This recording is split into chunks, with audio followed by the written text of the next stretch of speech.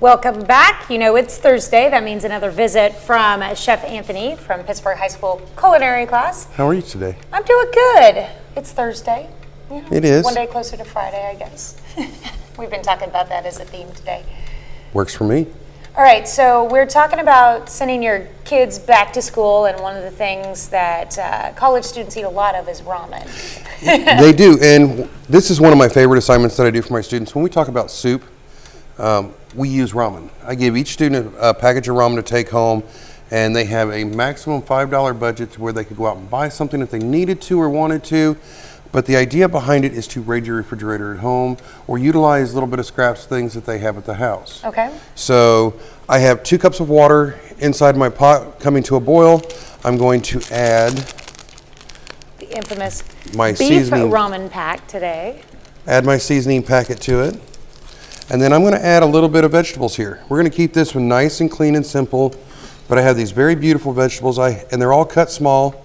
So I have celery, carrots, half of a jalapeno, and half of a serrano, but everything's cut real small so that they'll cook up and their flavors will come out real quick. Okay. So I'm just going to add those in. Most of your produce today came from Simon Market. They have a beautiful selection this week. Martinez Produce. Or excuse me, yeah. Martinez Produce. They have a beautiful selection this week. Everything in there. I cannot wait to get my hands on the watermelon this week. I saw the watermelons in your box. They look good. And I'm just going to give it a little bit of a stir, bring it to a boil, and then I'm going to add my noodles into it. Now, if anyone's ever read the directions for a ramen packet, they're really, really simple. 2 cups of water, bring to a boil, add your seasoning packet, add your noodles, cook for 2 minutes, remove from heat. Okay. So you can do it at home really quickly, really fast. They can do it in their dorm rooms really quick, really fast. A lot of students that I have, I do it in the microwave. That's great. So you don't have to put a whole lot of effort into it. Now I'm just going to drop my noodles right in, and I'm going to give them just a little jiggle to get down into the liquid. And I always like to keep my crushed red pepper handy. Nice. Just a little bit. Notice you're measuring in your hand instead of just dumping in the... Yes, always into the hand so I can kind of see how much before I put it in there.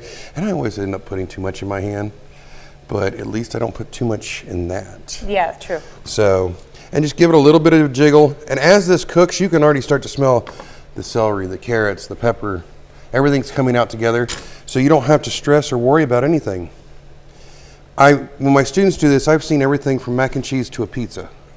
How do they make pizza with that? Or they put it on a pizza? No, they make the noodles into a pizza. They'll cook the noodles separate. Okay. And they've taken it out and put it into a saute pan and cook them until they got crispy on one side, and then they'll reduce the liquid that's inside that comes with it and make that kind of the sauce that goes on top. Okay. And then just add goodies right to the top of it, a little bit of cheese. Do you just have them talk about it or take a picture of it? They have to take pictures of it throughout their entire process. They have to show all their ingredients that they're putting together, all their mise en place. Then they have to show me when they start, halfway through, almost finished, and then a completed plated dish. Okay. And then they, of course, they write up would tell me everything that they did and talk about the flavors, but it's absolutely wonderful. And the kids, you'd be surprised the imagination that comes from people. When you start to think about ramen soup, what you can do with it is tremendous. Let's give a close up there. Give a look what our soup's looking like now. So it's almost there. I love doing this, especially at home. I can do this, I can throw it together in 4 minutes. I did this yesterday. I'm helping over in Lamar at their AOK program. And they have a elementary school age, then they have a middle school, high school age. And I did this for the middle school, high school kids, and they loved it. They couldn't get enough. Whenever I'm building the shopping list for the kids at the house, they always put ramen on it, always. Well, it's good dry, it's good cooked. You can do anything you want with it. So, and when I rode my bicycle quite a bit, I always kept a couple packages of ramen because I could just, in a Ziploc bag, give me a nice little snack while I'm riding. Yep. So, and we are almost there. Oh, they look so good. Give it just another 30 or 40 seconds here. And most people have remember what ramen looks like when it comes out. And then you go to put it together. So good. Nice. But don't forget, you don't have to dump everything right into the bowl.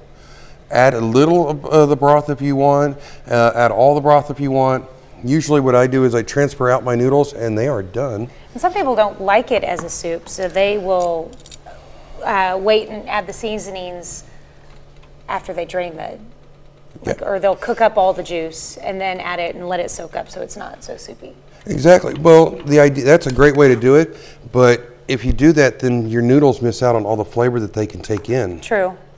And that's one of the big things that I really like is all the flavors that I take in. Oh, that looks good.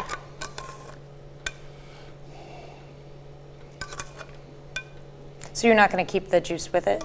I'm going to keep some, but I want to make sure that I get my vegetables the way that I want it to look. And then I can pour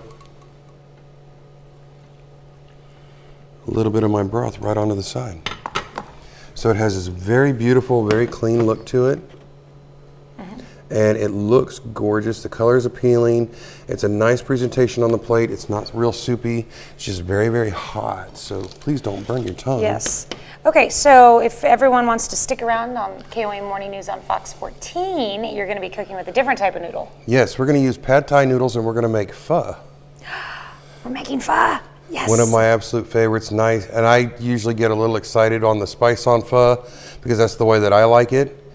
But it's really good. It's really easy to do. You can keep it in the refrigerator and warm it back up. And the pad thai noodles that we got, they're super easy to use. Pop them out of the packet, throw it right into the soup, and away you go. I'm going to take a bite of this as we go to break because I can just see it steaming. It's going to burn my mouth. But everyone knows we love ramen, so that's good. I can't wait to try this. Maybe. Use the old tried and true fork into the spoon twist. There we go. You just want me to burn my mouth on air. No, I would never want such a thing.